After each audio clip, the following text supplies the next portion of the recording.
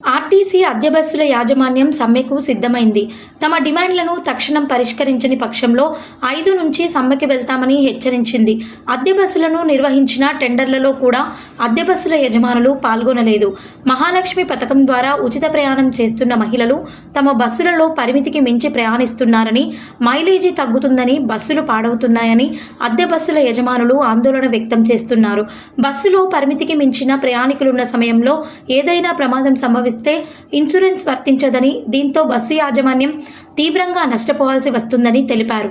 రాష్ట్ర ప్రభుత్వం ప్రవేశపెట్టిన మహాలక్ష్మి పథకం కింద మేము అందులో భాగస్వామ్యులమైనందుకు చాలా గర్విస్తున్నాము. మేము కూడా మహాలక్ష్మి స్కీమ్ కింద దాదాపుగా 50% భారాన్ని మేము మోస్తున్నాం. మేము మోయడం వల్ల మేము ఒక విధంగా గవర్నమెంట్కు సహాయ సహకారాలు అందిస్తున్నాం. కానీ ఇప్పుడున్న పరిస్థితుల్లో ఓవర్లోడ్ వల్ల మా బస్సులు మేము నడపలేక మైలేజ్ రాక చాలా ఇబ్బందులు గురవుతుంది. ప్రతి బస్సు దాదాపుగా 10 నుంచి 12 లీటర్లు డీజిల్ కోల్పోవడం జరుగుతుంది. తక్షణమే డీజిల్ కేఎంపీఎల్ను పూర్తి స్థాయిలో సవరించగలరని మనవి చేస్తున్నాం. ఆర్టీసీ అధికారులకు ఆల్రెడీ 13వ తారీఖు నాడు లెటర్ పెట్టడం జరిగింది. అందరము ఇబ్బంది పడుతున్నామని ఆర్టీసీ అధికారులకు వివరించినాము. దాని మీద కూడా తక్షణమే నిర్ణయం తీసుకోవాలని మేము కోరుచున్నాము. చాలా చిన్న ఓనర్లు ఉన్నాము.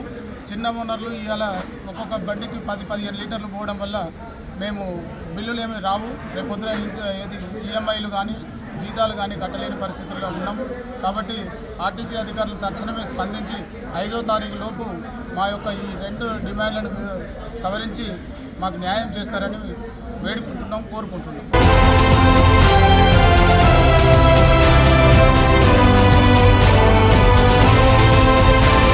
నేను తెలంగాణ రాష్ట్ర అద్దె బస్సు యజమానుల సంక్షేమ సంఘం రాష్ట్ర ఆర్గనైజింగ్ సెక్రటరీ బాలవరెడ్డి మాట్లాడుతున్నాను. తెలంగాణ రాష్ట్రంలో ప్రస్తుతం 8,500 సుమారు 8,500 బస్సులు ఉంటే అందులో 3,000 బస్సులు సుమారుగా అద్దె బస్సులు ఉన్నాయి. అంటే సుమారుగా 40% ఆర్టీసీలో మేము భాగస్వామ్యం. గత 20 సంవత్సరాల నుంచి ఆర్టీసీలో భాగస్వామ్యం మేము బస్సులు నడుపుతున్నాం. గత 20 సంవత్సరాల నుంచి ఏనాడు ఒక స్ట్రైక్ కానీ ఎలాంటి చేసినా ఇదేం లేదు. ఆర్టీసీలో బాగా సంస్థలు ఎప్పుడు సేవ చేసుకుంటూ ఉంటున్నాం.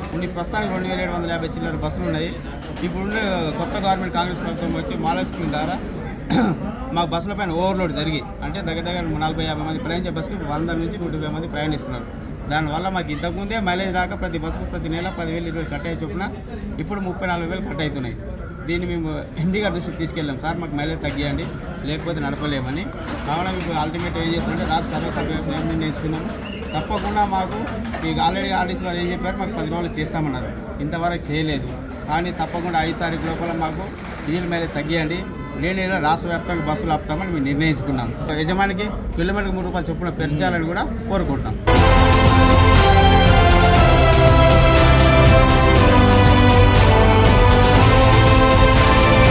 ఈరోజు తెలంగాణ ఎయిర్ బస్ అద్దె బస్సు యజమానుల సంఘం మేము మహాలక్ష్మి పథకం ద్వారా గవర్నమెంట్ తీసుకున్న నిర్ణయానికి మా యొక్క ఇబ్బందుల గురించి ఈరోజు ఇక్కడ మీటింగ్ పెట్టుకోవడం స్టేట్ వైడ్గా తెలంగాణ స్టేట్ మొత్తం ఎయిర్ బస్ ఓనర్లు 98 డిపోలకు సంబంధించిన ఎయిర్ బస్ ఓనర్స్ అందరూ ఇక్కడికి వచ్చినారు.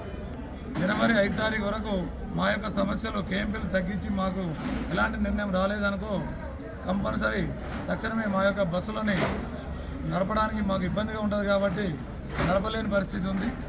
కాబట్టి గవర్నమెంట్ మహాలక్ష్మి అనే పథకంతోనే 6 గ్యారెంటీల్లో ముందుగా ఈ మహాలక్ష్మి పథకం ద్వారా వాళ్ళకు గవర్నమెంట్ మంచి పేరు వస్తుంది. కానీ ఓనర్లను చాలా ఇబ్బంది పడుతున్నాము. గవర్నమెంట్ దయచేసి మమ్మల్ని దృష్టిలో పెట్టుకొని మా యొక్క కేఎంపీఎల్ సమస్యను పరిష్కరించాలా. అదేవిధంగా ఇన్సూరెన్సు, అదేవిధంగా కిలోమీటర్కు ఒక 3 రూపాయలు పెంచాలని కూడా మా అద్దె బస్ ఎయిర్ బస్ ఓనర్లు అందరి ద్వారా నేను కోరుకుంటున్నాను.